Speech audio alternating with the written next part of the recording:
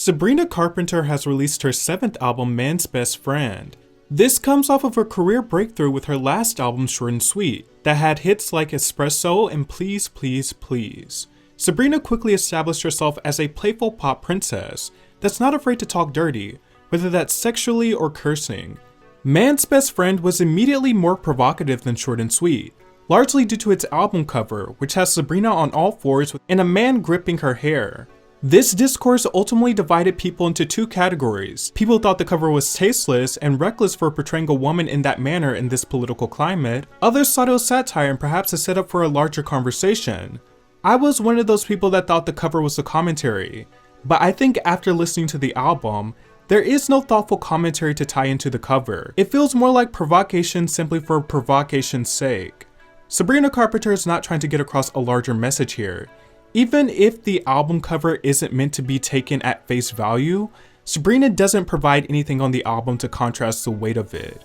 Man's Best Friend has a lot in common with Short and Sweet, but it also has its noticeable differences. The same lyrical themes and vocal stylings are present, but Man's Best Friend is more sonically aligned with a country and disco pop soundscape. You can hear the influence of people like ABBA, Donna Summer, Diana Ross, Dolly Parton, and Shania Twain.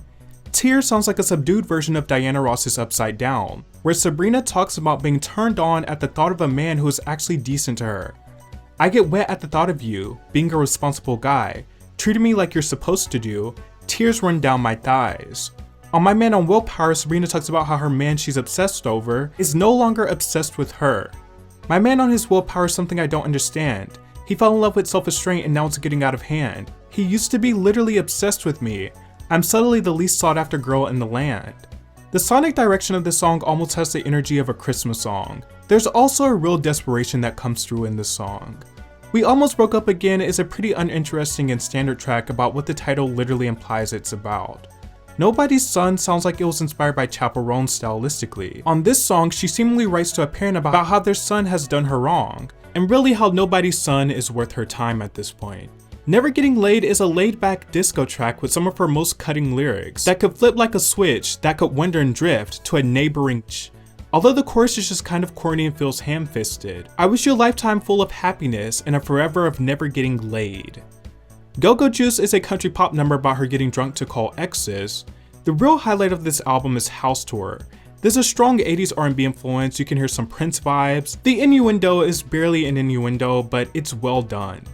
Do you want the house tour? I could take you to the first, second, third floor, and I promise none of this is a metaphor, I just want you to come inside. But it all works, it feels glamorous and complete. I think it's the best song of the record by a long shot. The closing track, Goodbye, just sounds like an ABBA song, and not an exceptional one.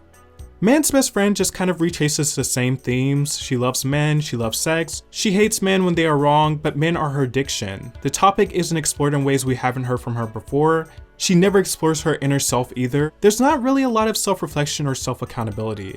The melodies aren't as gripping as Short and Sweet.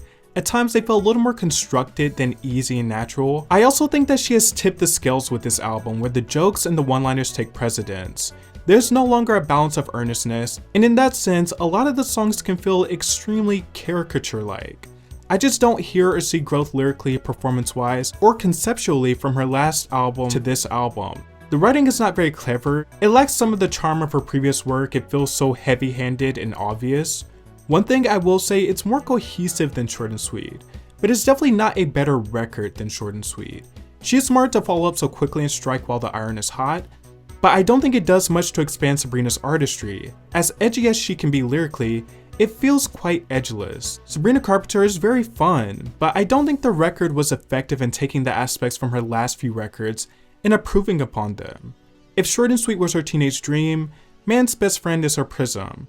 The radical optimism to her future nostalgia, the special to her 'Cause I Love You. The album features pretty much the same production team, all the ingredients are there, but it feels a little half-baked this time around. There are a few good highlights, it's not the worst album you'll hear, but it's short and not so sweet.